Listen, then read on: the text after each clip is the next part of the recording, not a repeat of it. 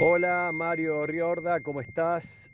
Me gustaría invitarte para este próximo miércoles para que hagamos una entrevista por el vivo de Instagram de @totalesábado. Y si aceptas ir, quiero que lleves bien pensada la última pregunta. Hola Sergio, encantado por la invitación.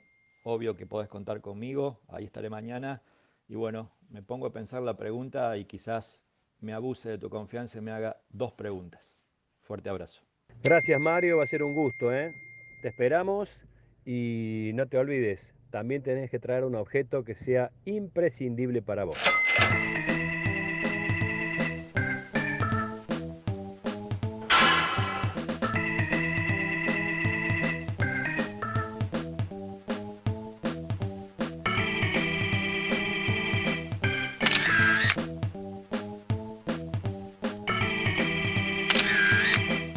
Bueno, ahora sí, ahí va. La última pregunta. ¿Listo?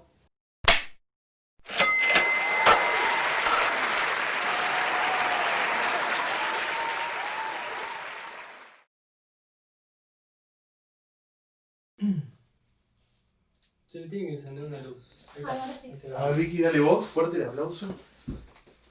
Que entren las tres cámaras tus manos. Bueno, A ver, vamos. dale. Acción. Nombre, apellido y colegio. Mario Riorda, la primaria en Hernando, en la Escuela Nacional número 275, la secundaria en Hernando, en el Instituto de la Santísima Trinidad, la Facultad de Ciencia Política y Relaciones Internacionales de la Universidad Católica de Córdoba, maestría en la Universidad Siglo XXI en convenio con la Universidad de Georgetown y el doctorado en la Universidad Austral en Buenos Aires. Bueno, esto ha sido todo. Muchas gracias. Nos vemos con ese currículum. Sin segundo nombre. Tengo un sobrenombre que jamás lo uso. Germán. Esa podría haber sido nuestra primera primicia. Jamás lo uso. Bueno, Pero no porque... hasta por un diseño de branding, de simplicidad. Sí, no claro, más que eso. se entiende. Pero en el DNI está. Sí, por supuesto. Entre tus especializaciones, como para decirlo de una manera amplia, está la comunicación política. Vamos a decirlo así en términos generales para que la gente lo entienda.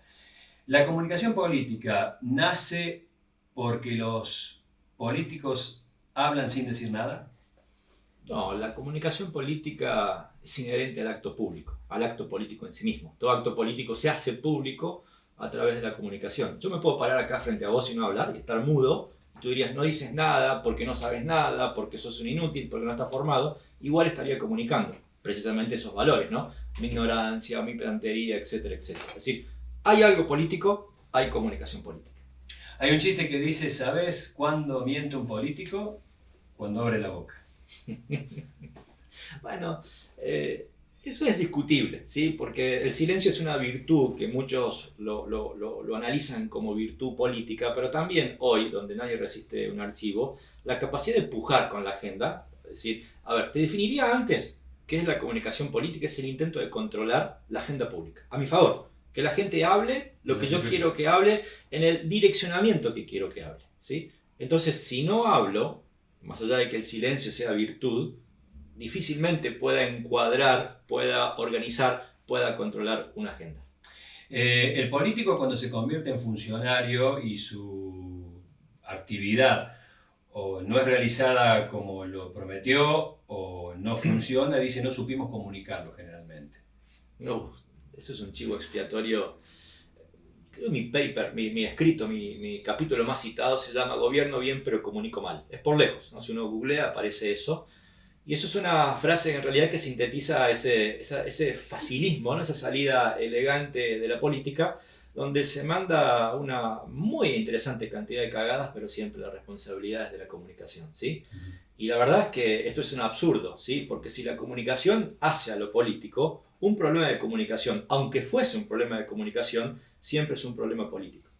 Algo que me fascina que haces es la comunicación en momentos de crisis. ¿Está comunicando bien el gobierno de la provincia de Córdoba todo lo que viene realizando en torno al COVID-19 y su forma de llevar adelante su campaña y su tratamiento?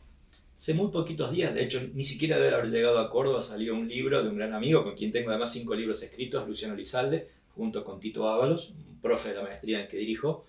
Y ellos dicen, este libro fue escrito porque hay ciertos hechos de comunicación, ¿sí?, que haciéndolo mal te va igualmente bien, o hay ciertas situaciones donde te va bien aunque comuniques mal, ¿sí? Yo creo que hoy el caso de Córdoba respecto a la crisis es un hecho de mala comunicación que le va relativamente bien. Creo que carga con la inercia de una alta aceptación de legitimidad política, además revalidada en la última elección, pero en términos de comunicación de crisis es un gobierno que no se ha puesto en modo emergencia, ¿sí?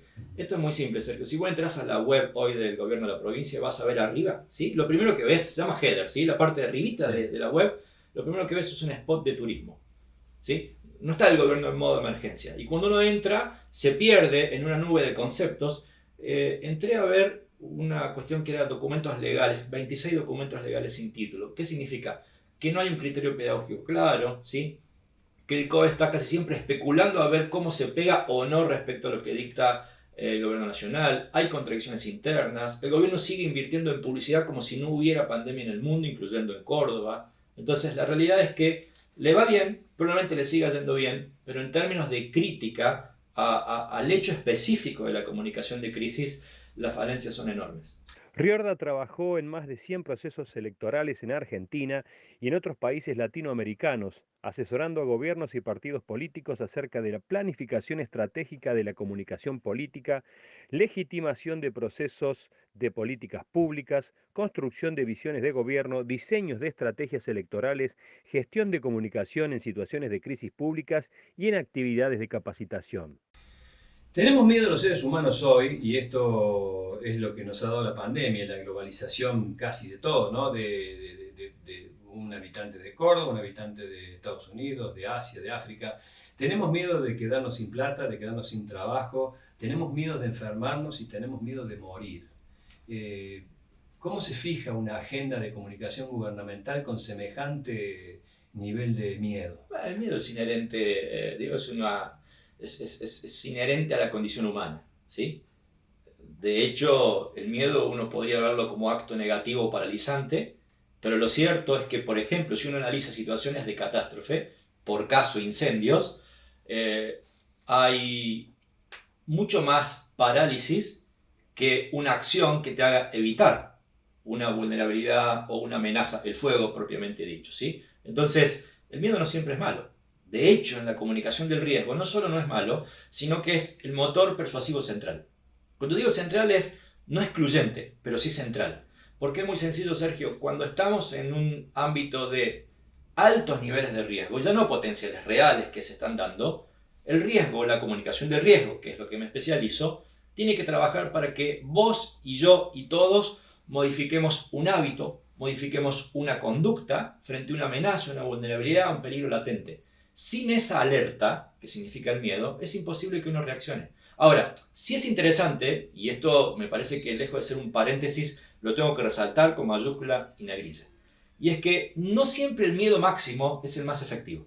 Y el ejemplo más evidente y más elocuente es que siempre hay una discusión sobre si pongo violencia, sangre o morbo por los accidentes automovilísticos, porque la gente no deja de conducir adecuadamente, bla, bla, bla, y la verdad es que eso simplemente lo que deja entrever es que ahí el miedo máximo no funciona, sino el miedo mínimo. Yo le denomino miedo egoísta o miedo utilitario. Por ejemplo, perder el carnet por los puntos, el sistema de scoring, ¿sí? ¿Por qué? Porque yo creo que a mí sí me va a pasar. Pierdo mi fichón de seguridad, saco cuentas y digo, yo no puedo vivir un mes o 3 meses sin poder manejar. Ese miedo mínimo, en muchísimas circunstancias, o el miedo utilitario, es la palabra técnicamente más correcta, hay veces es mucho más potente que el miedo máximo, ¿sí? Entonces, te lo describiría con un fenómeno que a mí me encantó verlo en Argentina. Un miedo máximo sería morir, ¿sí? Pero hay mucha gente que cree que no va a morir, porque no soy población de riesgo, porque soy joven, porque soy deportista y tengo muchísimas más defensas que el común de los mortales, ¿ok? Hasta ahí de acuerdo. Pero de golpe... O porque soy Susana o Mirta. O por lo que fuere, por mi convicción ideológica o por la inmortalidad, exacto, sobre todo Mirta, ¿sí? Pero independientemente de esto, es sumamente importante que un corrector de la conducta fue un miedo mínimo. ¿Un miedo mínimo? ¿Cuál? El miedo a la estigmatización pública. Recordarás al inicio de la pandemia en Argentina lo que se denominó el boludo argentino, ¿sí? Ese tipo que venía con una tabla de surf de Brasil, que llegó a Buenos Aires y se fue a la costa, quedó estigmatizado. Entonces, fíjate, el riesgo máximo sería morir, el riesgo mínimo sería utilitario a quedar estigmatizado. ¿Cuál primó? ¿No? Entonces, digo, cuidado con las escalas de riesgo, porque acá el riesgo es siempre casi un riesgo antidemocrático, un riesgo, y no es tan así. Está bien, y eso me da a pensar en algo muy parecido, que es el tema de las multas. Ahora lo entiendo mucho más, porque amenazándote o por lo menos poniendo de manifiesto que si salís a la calle corre riesgo tu vida, es mucho más fuerte salir a la calle que te pongan una luca. Desde todo punto de vista. La multa o el acto punitivo estigmatizante, ¿sí?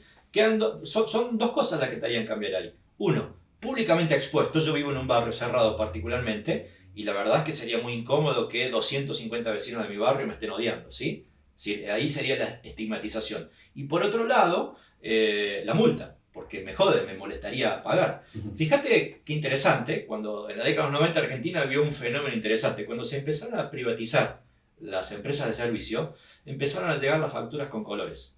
Amarillo con deuda, rojo si ya ibas a juicio. Y la cuestión ¿es solo para que te llame la atención? No, es para que también tu efecto vergüenza, cuando vivís en un edificio y ves todo con tu boleta roja, ¿sí? Evites quedar estigmatizado.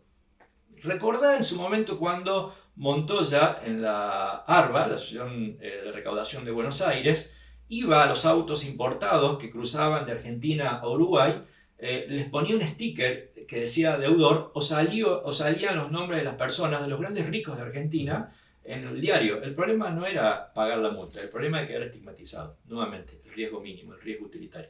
El bochazo en el secundario mío era en rojo, en el libreto iba en rojo. Claro, obvio. Hay dos palabras que surgieron en estas charlas que parece como si no hubieran existido antes de la pandemia, que son incertidumbre y finitud. Hay entrevistados que han dicho que la pandemia los ha enfrentado a la incertidumbre y otros los ha enfrentado al hecho de que saber que somos finitos, que nos vamos a morir en algún momento. Como si antes de la pandemia eso no existiera, como si antes de la pandemia mañana tuviésemos garantizado levantarnos o si mañana fuéramos a vivir. Me encanta la incertidumbre.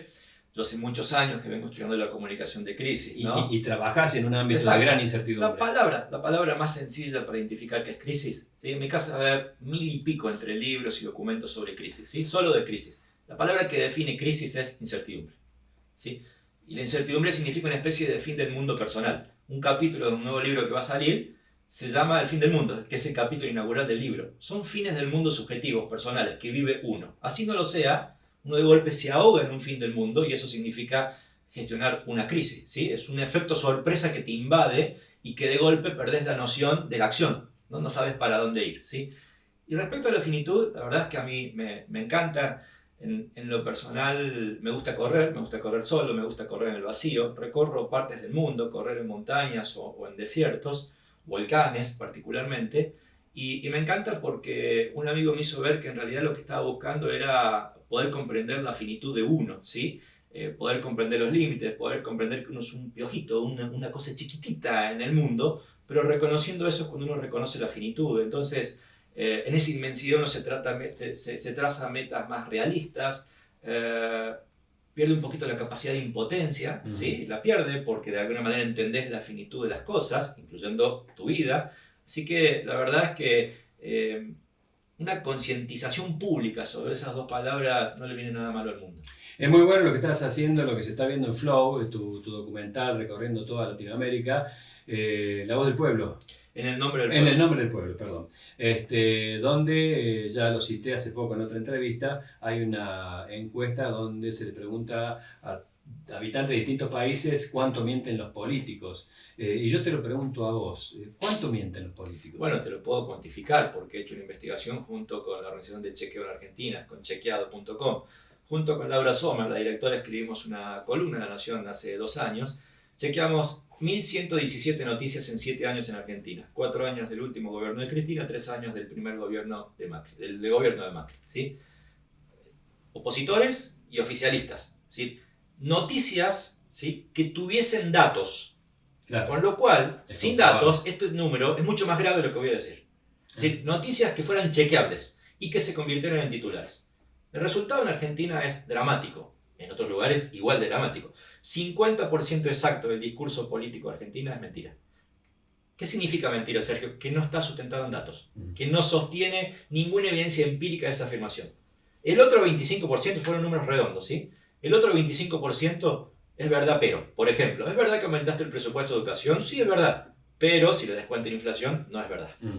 Trampas, ¿sí? Y solamente 1 de cada 4, es decir, el 25% de los discursos son verdaderos. Ahora, ¿es un fenómeno estrictamente de que Argentina tiene políticos y políticas mentirosas? En absoluto. Se chequeó los tuits de Donald Trump o incluso las conferencias de prensa del actual presidente López Obrador en México.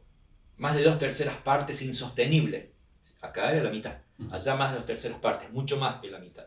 Entonces, la mentira forma parte de la cotidianeidad de la política, por lo tanto de la comunicación política. Mario Riorda se desempeña como asesor y consultor comunicacional político, orientando estrategias electorales de comunicación gubernamental y comunicación de crisis para gobiernos y partidos políticos en Argentina y en otros países de América Latina.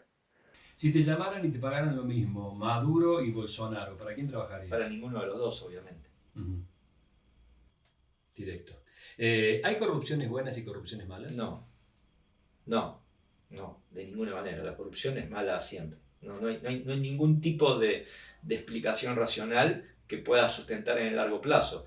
Porque una corrupción buena podría ser, de alguna manera, garantizar de que sin ese acto de corrupción tal vez un proyecto de desarrollo de una región no hubiera sido posible. Lo cierto es que eso genera un encadenamiento de corrupción imparable. No hay bueno ni malo.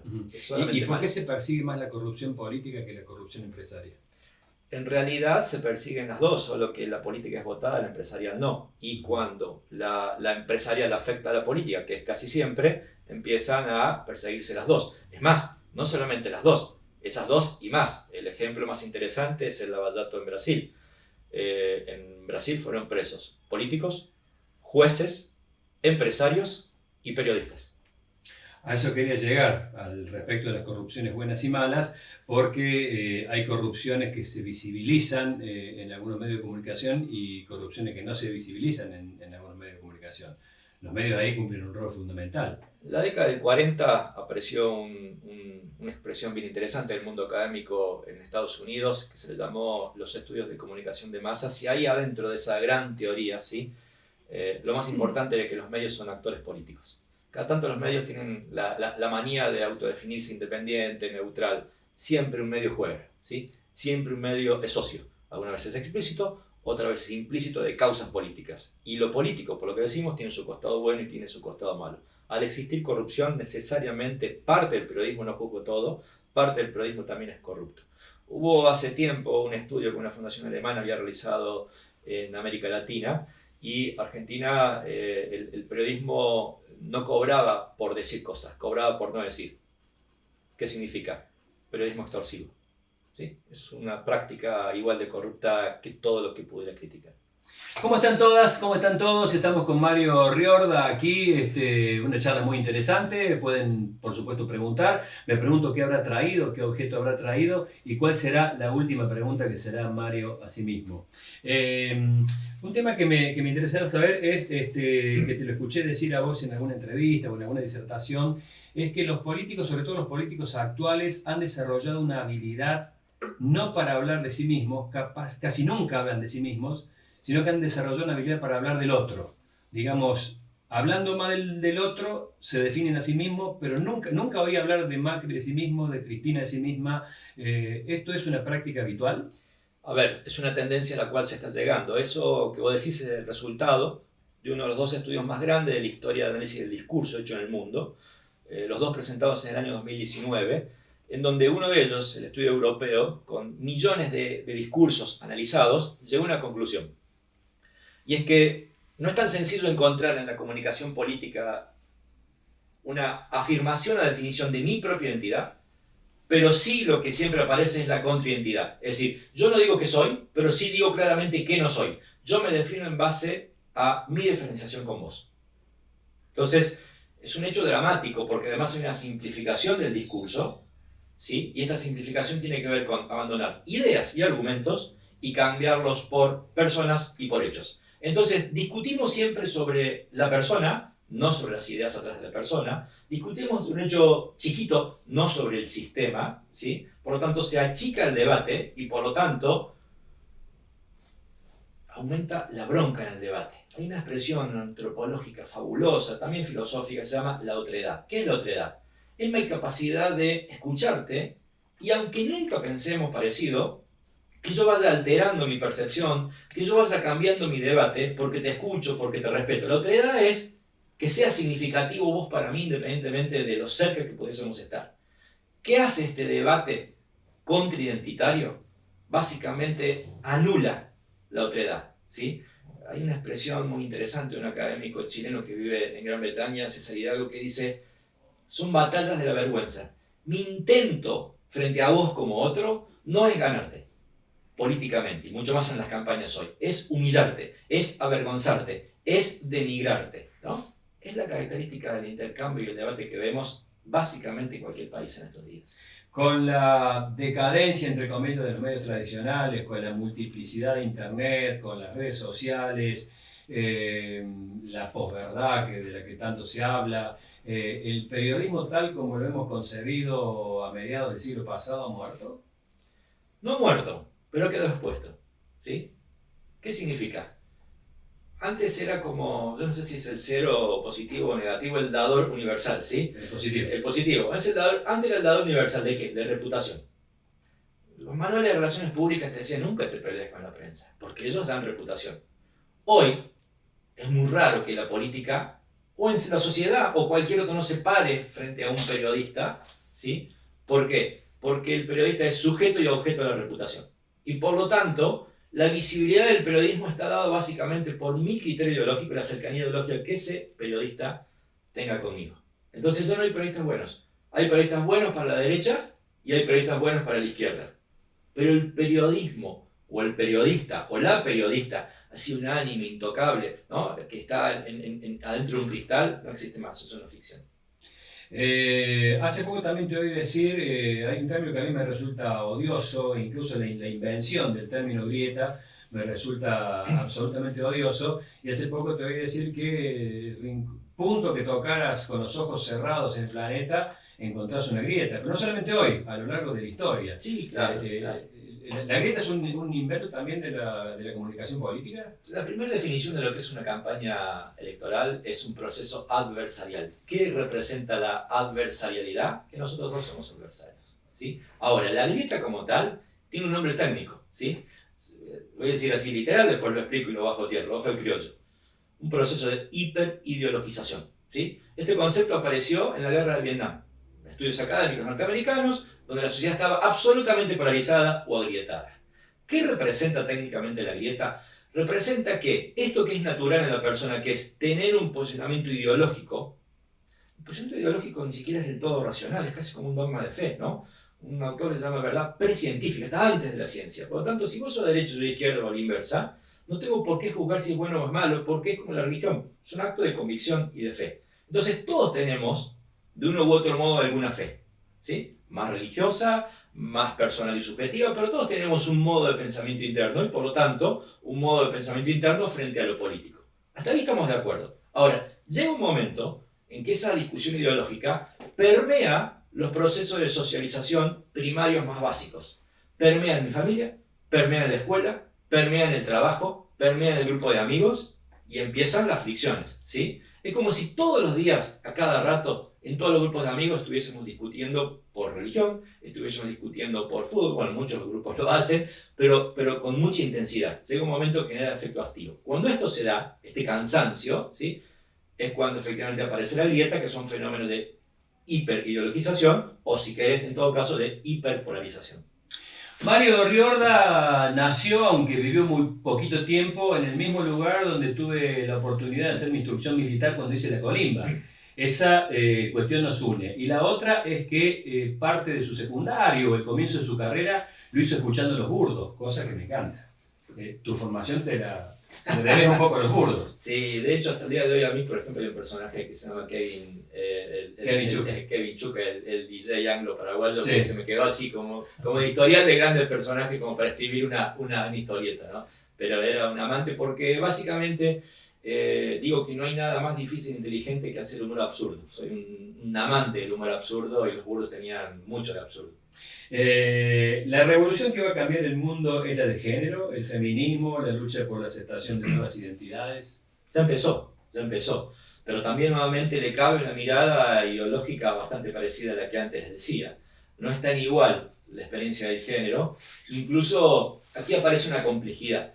Yo creo que la gran batalla del género está dado por las posturas muy radicales. Curiosamente son las que más alejan, ¿sí? Ahora, sin esa visibilidad que una postura radical, pujando contra un orden conservador, sin esa visibilidad violenta muchas veces que a mí probablemente no llego a compartirlas, es probable que la mejoría promedio de la batalla, de la agenda, de los avances de género no se hubiera dado, ¿sí? Aunque resulte, sería como esas posturas radicales o radicalizadas, para ser más exacto, serían como una infantería en esa batalla, ¿no? del género, pero aclaro que puede no gustarme la acción de la infantería, pero esa batalla me encanta darla, y sobre todo también me encanta darla, curiosamente, no me pediste esta pregunta, pero lo hago a título personal, porque cada vez que uno va leyendo se va deconstruyendo a sí mismo, ¿no? La palabra deconstrucción es ver por qué uno armó algo desarmándolo. ¿Por qué yo armé mi modo de pensar desarmándolo? Y veo que tengo una construcción machista muy potente, pero que soy consciente y que empiezo de a poquito a desarmarlo.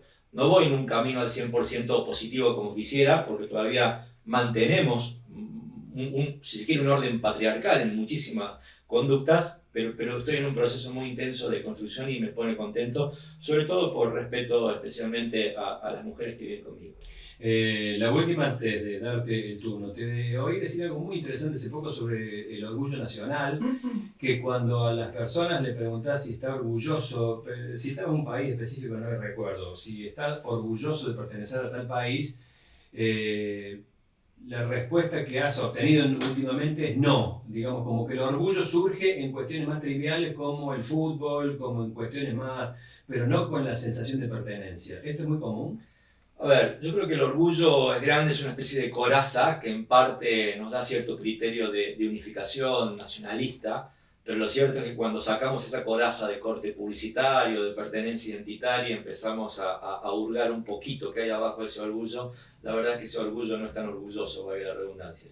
Y yo lo conté a cuenta de recorrer mucho, especialmente en favelas, incluso entré a favelas no pacificadas en Brasil, filmando en el nombre del pueblo. Y yo cuento esto y se me pone, mire, no falla, me pone la piel de gallina, me quedó muy impactado. Una mujer que le decía ese sentido de orgullo, porque a todos los brasileños que le decía de ser brasileños decían que sí, ¿sí? Y esta mujer me dice, nosotros no somos brasileños, somos brasileños pobres, somos otra categoría, ¿no? Y me impacta, digo, porque atrás del orgullo, cuando uno lo desarma, lo deconstruye un poquito, la verdad es que las experiencias son brutales, ¿no? Y muchas veces ese orgullo le servía seguramente a una cervecería para sus publicidades, le sirvió al gobierno de turno para ganar una campaña, pero probablemente no le sirvan cotidianamente a la gente para vivir. ¿Qué trajiste?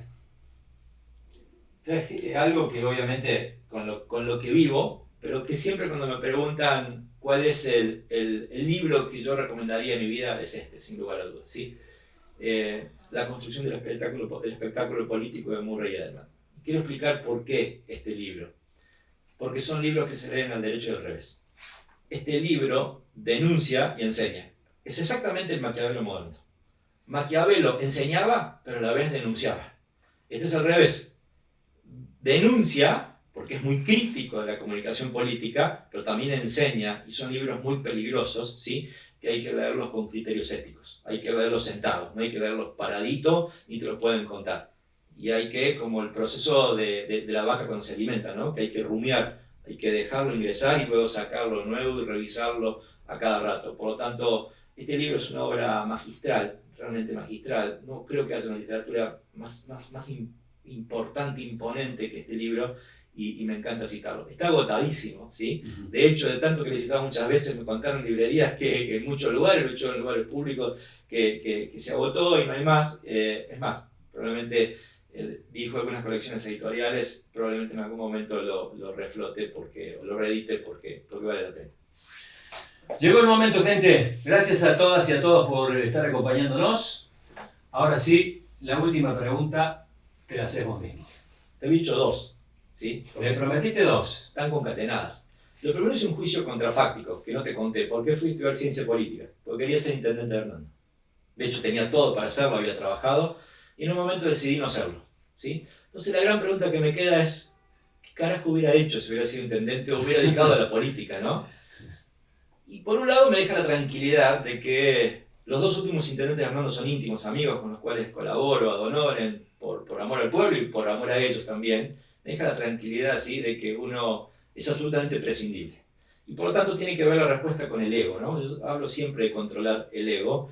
Y hay un efecto, se llama efecto de superioridad ilusoria, que es cuando nos creemos que somos mejores que el resto. Y la verdad es que viéndolos a ellos difícilmente yo hubiera hecho una gestión mejor, probablemente distinta, seguramente, pero no mejor. Entonces me tranquiliza saber que uno no es el centro del mundo. Y muchas veces en la política, imagínate que yo lo único que trato es todo el día con políticos y políticas, de toda América Latina, ¿sí? Todo el día, es mi actividad, sea académicamente, sea profesionalmente, y con cada uno que hablo casi siempre su límite es la presidencia, ¿sí? Y se creen superiores al resto. Entonces, la verdad es que ponerme a pensar qué hubiera hecho significa de alguna manera ponerme a pensar que no soy tan imprescindible como muchas veces cree a determinada edad. Esto es lo primero. Y la segunda, que tiene que ver con un clic, un cambio de vida, muy potenciado en estos días, es que yo me autodefino activista. Y esto tiene que ver básicamente con hacerme la pregunta específica sobre qué es mejor, ser un gran profesional y vivir de la reserva profesional, o en todo caso convertirme al activismo y lo que veo y veo mal poder denunciarlo públicamente. Entonces la pregunta es, ¿estoy más cómodo en la zona de confort, callándome todo, siendo connivente, siendo hasta cómplice de muchas cosas que uno ve mal, que pasa en cualquier profesión?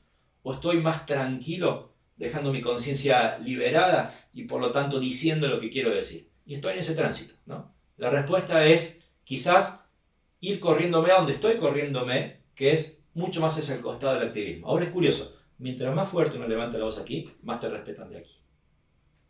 Gracias, Mario. A vos. Gracias a todas y a todos. Un beso grande. Esta fue la última pregunta. Hasta el próximo miércoles. Gracias.